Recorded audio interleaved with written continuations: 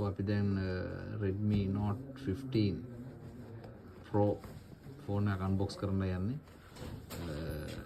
අපි බලමු 5G phone එකක්.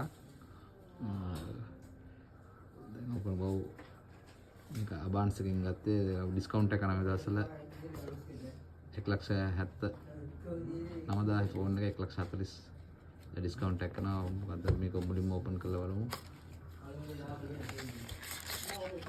බැක් කවර් එකක් දීලා තියෙනවා කළු පාට එකක්. ඒකම description එක ලස්සනයි soft rubber වගේ තියෙන. හොඳ බැක් කවර් එකක් බලමු. ඊට පස්සේ ෆෝන් එක ගත්තට ඔව් බර ටිකක් බරයි ෆෝන් එක දැනෙනවා අතට ටිකක්. අපේ කැමරා 4ක් පේන්න තියෙනවා ෆෝන් එකේ.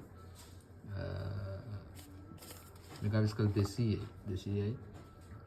බැටරිය මිලිඇම්පියර් 6500යි. ඇත්තටම මේක විශේෂත්වය තමයි අපි ගමු ඊළඟට මේ මේක හයි චාර්ජර් එකක් හම්බෙනවා. 500යි මිලිඇම්පියර් ඕනේ. ඔව් CA චාර්ජර් එකක් හම්බෙනවා. ඒත් එක්කම චාර්ජින් කේබල් එක හම්බෙනවා. උත්තර තමයි අපිට දාන්න අපි ෆෝන් එකේ ෆීචර්ස් ටික පස්සේ ලවන්න.